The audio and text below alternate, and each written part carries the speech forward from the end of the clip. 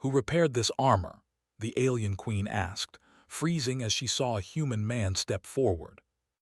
The battlefield was silent in a way that felt heavy, like the universe itself was holding its breath. Broken ships lay scattered across the dark plain, their metal frames twisted and burned. Some had been here for centuries, others longer.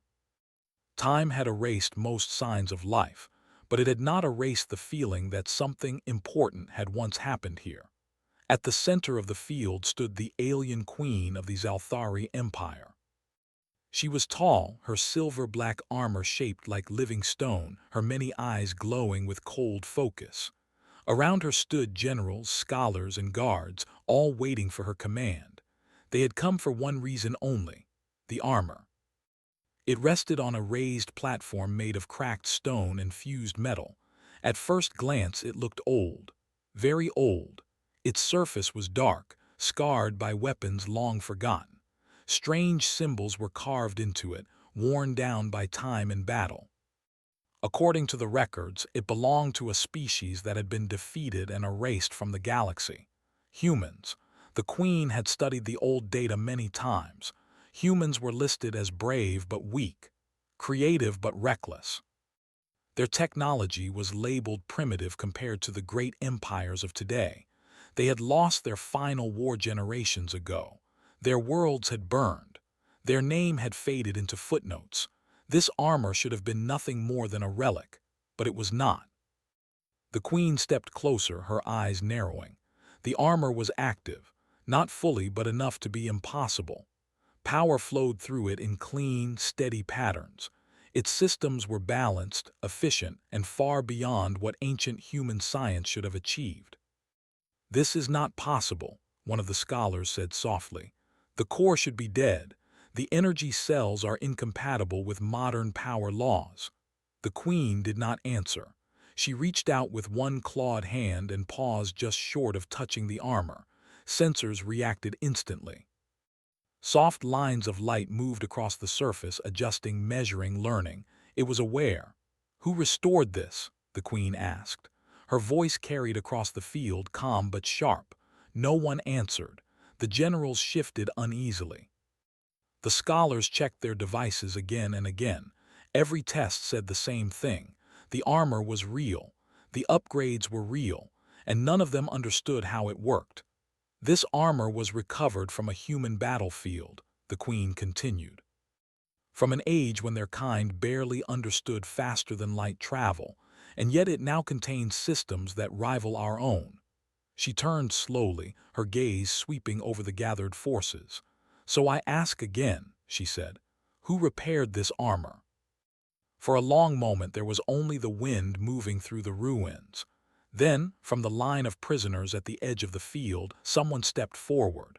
The guards reacted instantly, weapons rising, energy fields snapping into place. The figure stopped and raised both hands. He was smaller than the aliens around him, fragile-looking. He wore simple clothing, worn but clean. His face showed no fear, only quiet focus. He was human. Gasps spread through the ranks. Some of the younger soldiers had never seen a human before. Others thought they were myths or mistakes in old data. The Queen froze. Her eyes locked onto the man as if he were more dangerous than any weapon. "You," she said slowly, "step closer." The guards hesitated, then obeyed. The human walked forward across the broken ground. He did not look at the soldiers or the weapons aimed at him. His eyes were on the armor. Up close, he looked ordinary. No armor, no visible implants, no signs of power, just a man. "I repaired it," he said. His voice was calm, respectful, simple. The Queen studied him carefully. "You claim responsibility for this work?" "Yes," the man replied. "Not just repaired, improved." A low murmur spread through the crowd. The scholars looked offended. The generals looked angry. The Queen felt something else. Interest. "You are a prisoner," she said. "A survivor of a defeated species. You expect me to believe you rebuilt a relic that confuses my best scientists." The man nodded. "I do." The Queen circled him slowly. "Your people lost every major conflict they entered. Your technology was outmatched. Your fleets were destroyed. Yes, the man said, that's true. Then explain this, the queen said, pointing to the armor. Explain how a species like yours created something like that. The man looked at the armor again. His expression softened, almost fond. We didn't create it like this back then, he said. We built the first version with what we had. It wasn't perfect, it broke, a lot. The queen stopped in front of him, and yet it now exceeds known limits. Because we learned, the man said. The queen tilted her head slightly. Learned what? How to fix things, he answered. How to survive. The queen signaled to the guards to lower their weapons. Slowly they obeyed, though many looked uncomfortable. You will explain, the queen said, from the beginning. The man took a breath. When the war started, humans were confident, he said. Too confident. We thought courage and numbers would be enough. We were wrong. Images appeared on the scholars' screens as old data files activated on their own. Human ships exploding, cities falling. Retreats turning into disasters. We lost battles, the man continued. Then we lost planets, then we lost hope. The queen watched closely. Yet some of you survived. Yes, he said, because humans don't stop when we lose, we adapt. The armor behind them hummed softly as if listening. When we were captured, the man said, we were put to work, repairs, maintenance. Dirty jobs no one else wanted. Alien machines break too, and someone has to fix them. The queen frowned.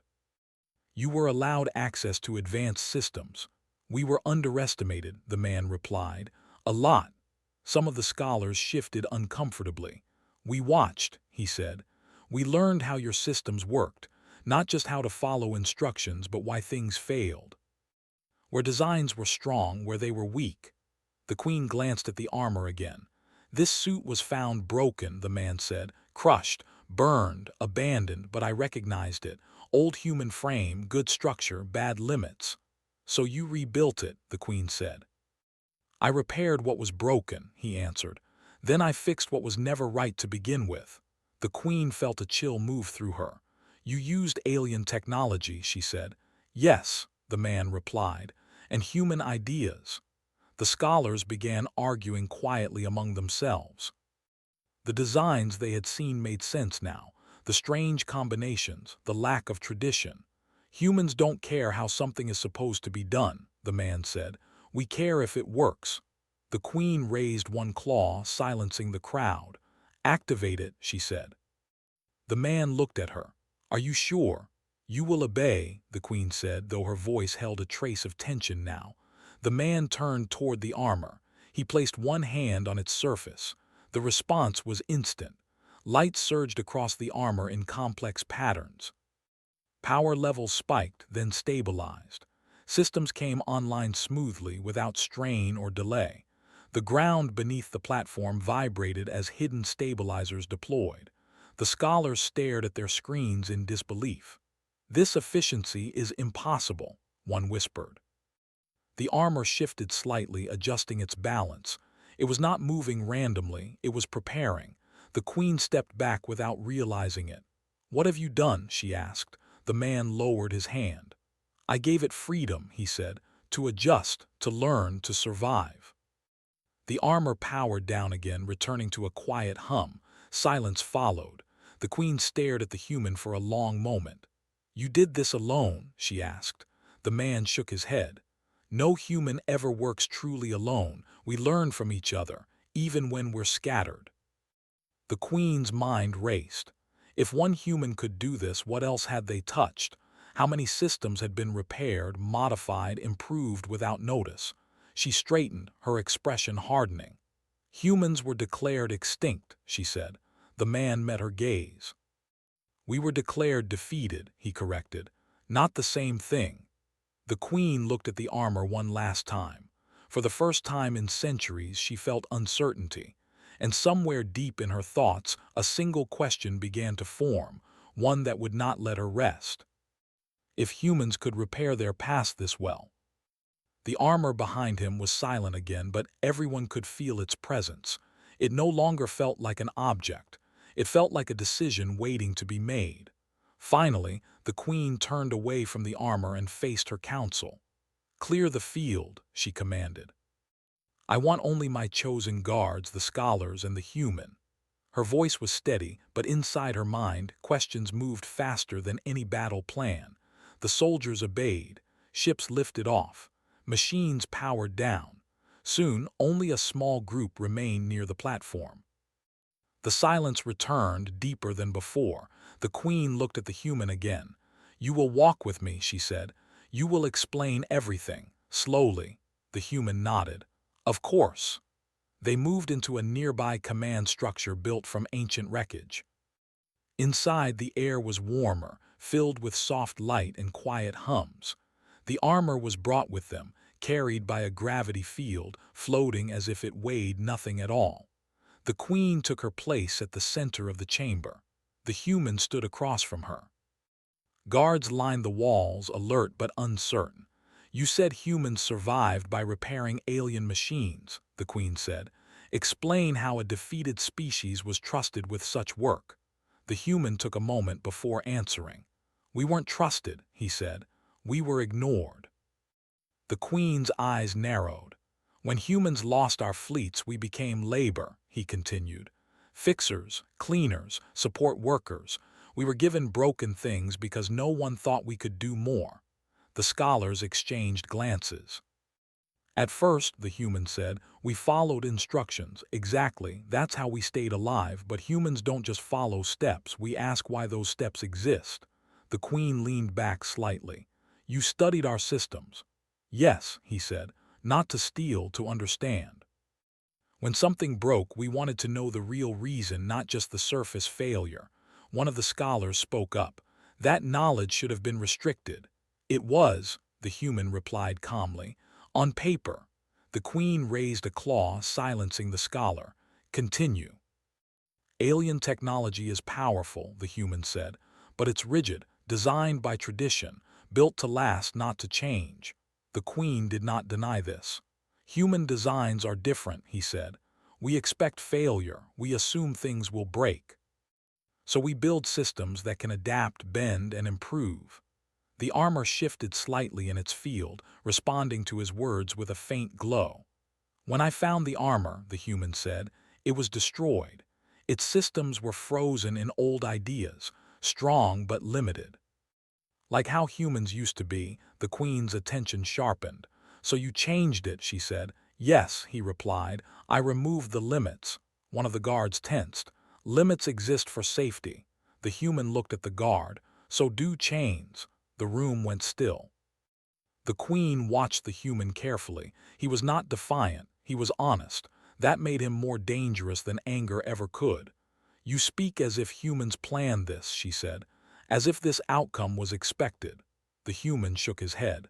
"No, we planned to survive. Everything else came later." The queen gestured to the armor. "Demonstrate." The scholars protested quietly, but the queen ignored them. The human stepped closer to the armor.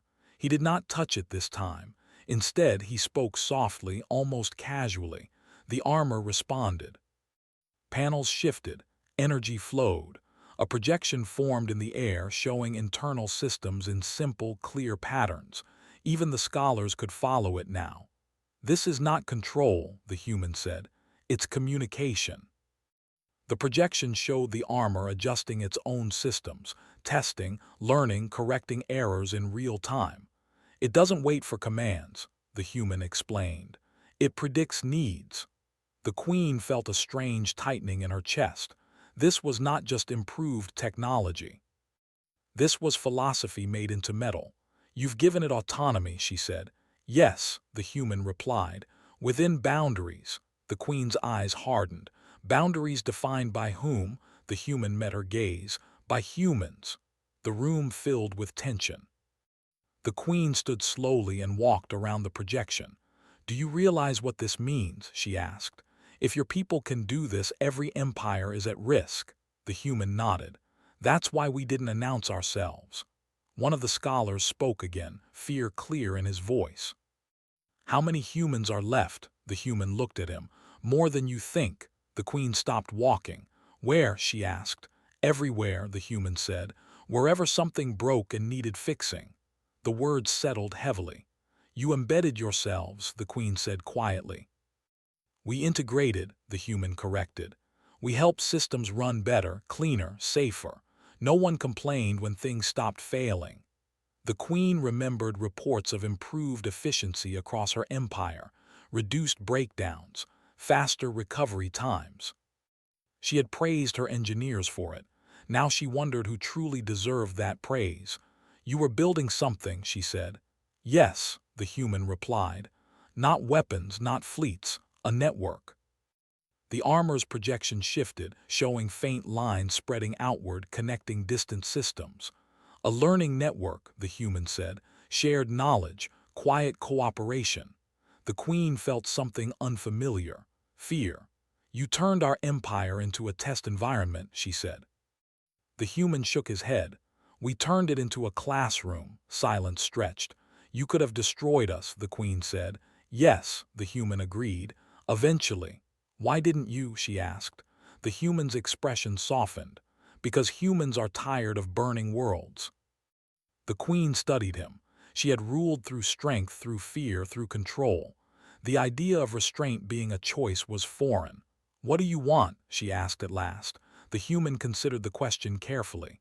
To exist, he said, without chains, without lies. Without being erased.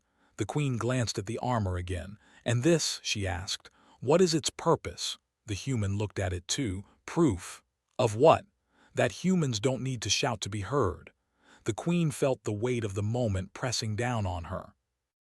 Every instinct told her to destroy the armor, to eliminate the human, to erase this threat before it grew.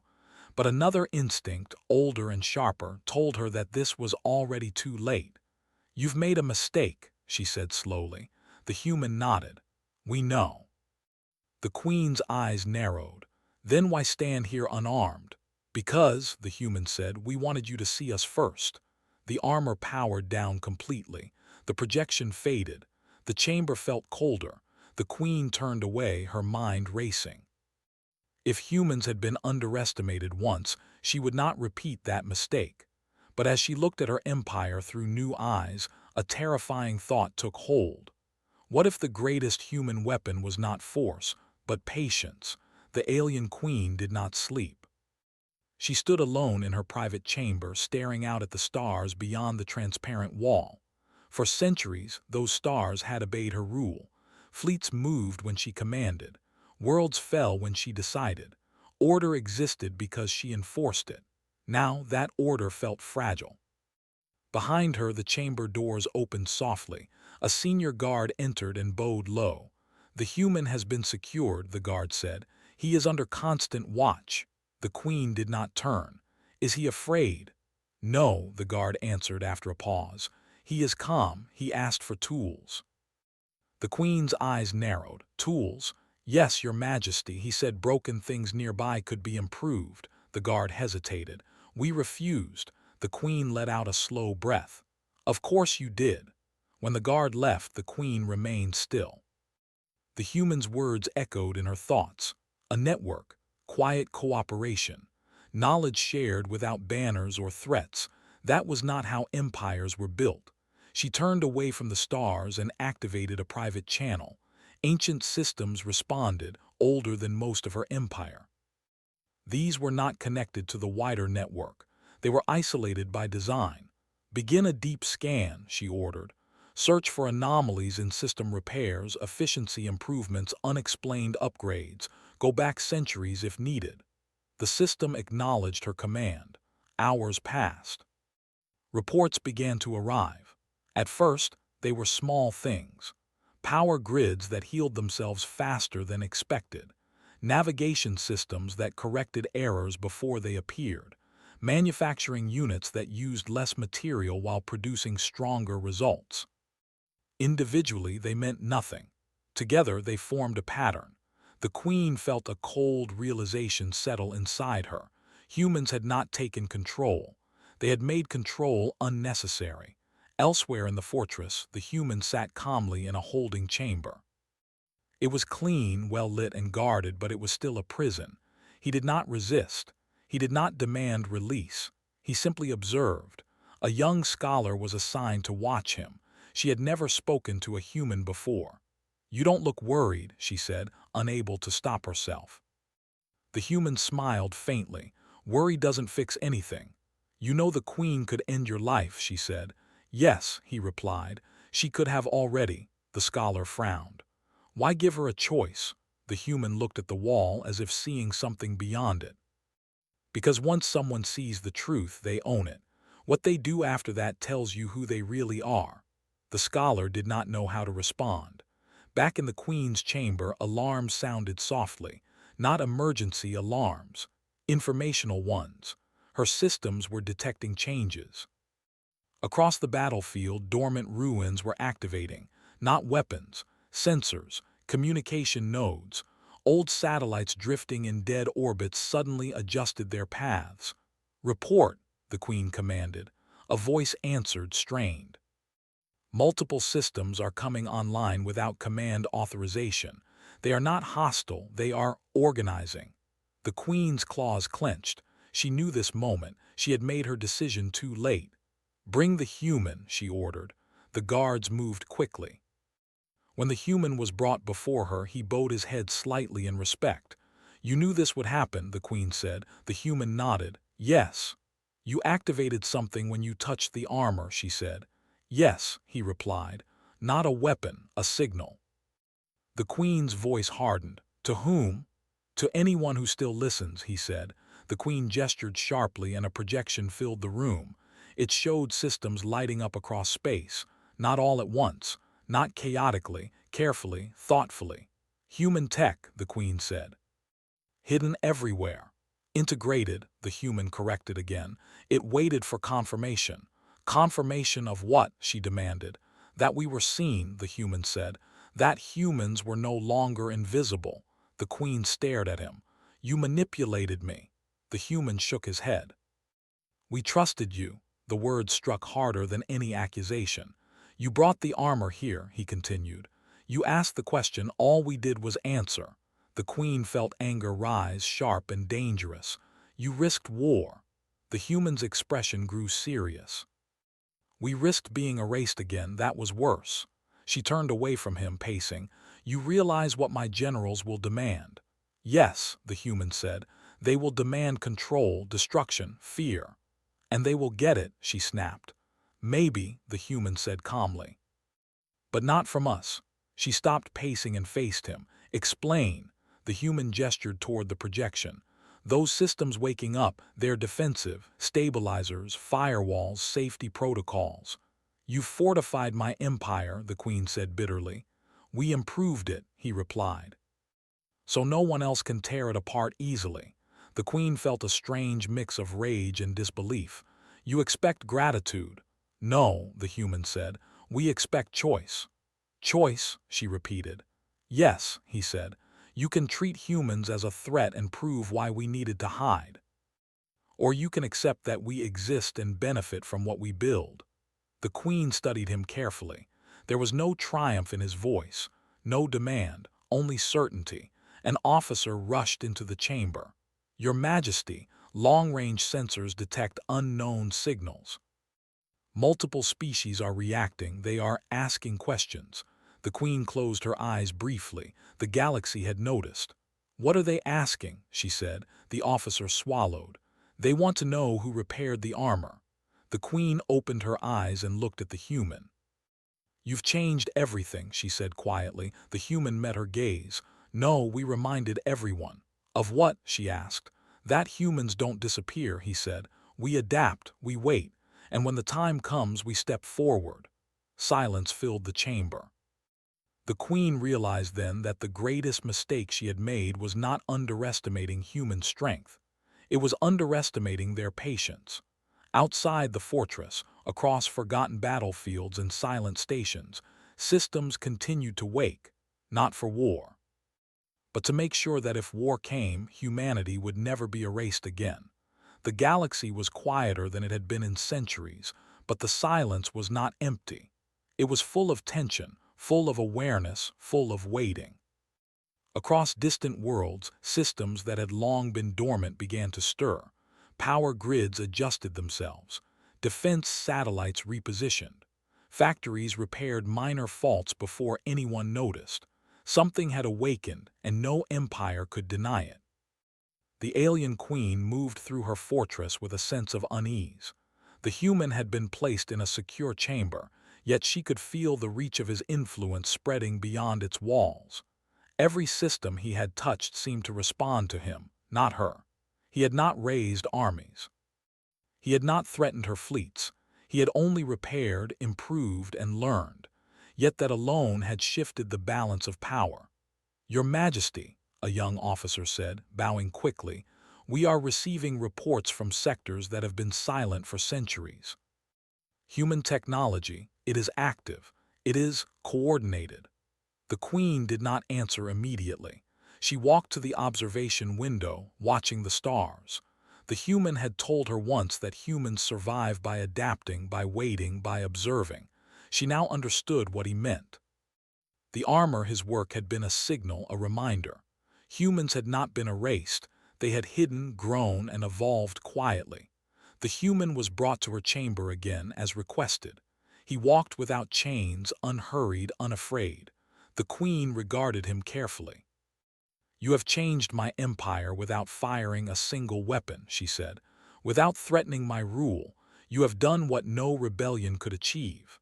The human inclined his head slightly. "We did not seek to overthrow.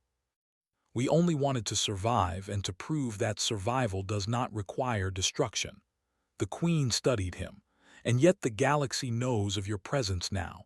Many will consider this a declaration." He smiled faintly. "A declaration of awareness, perhaps, not of war." Outside the fortress, communication channels had begun to fill with messages. Alien empires who had once claimed victory over humans were confused. They did not see fleets.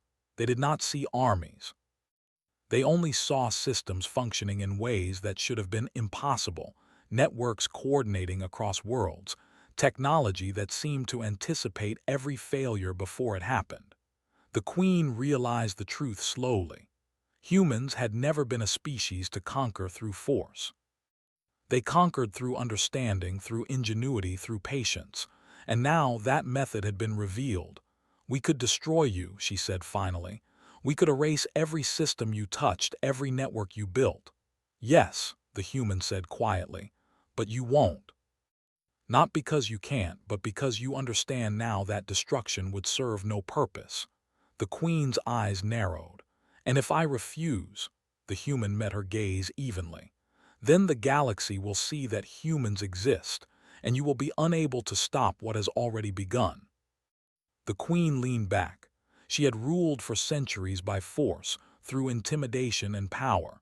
She had faced enemies in battle, in politics, in treachery. But this was different.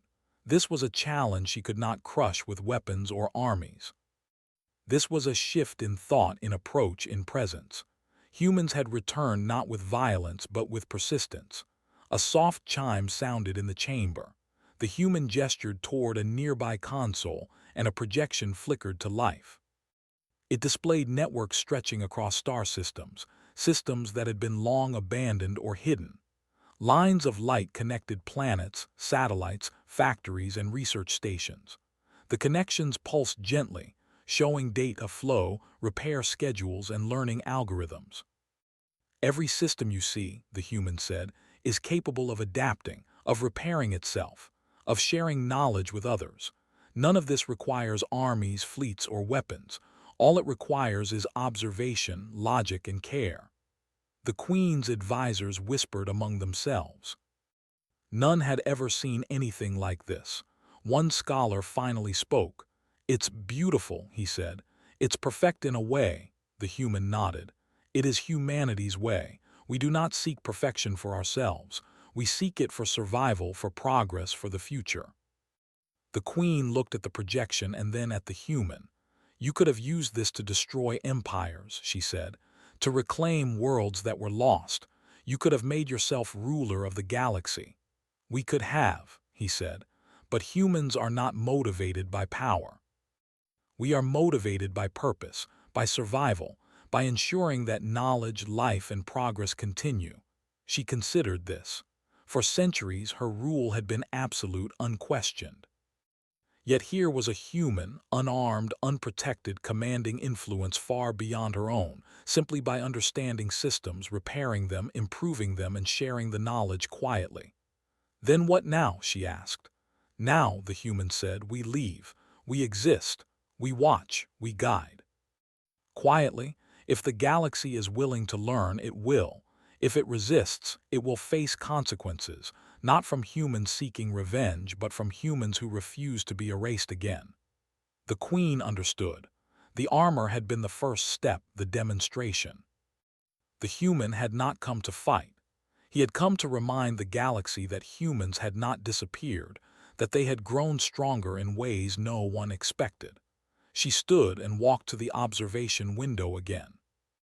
She looked at the stars, at the worlds below, at the fleets moving unknowingly into patterns subtly influenced by human systems.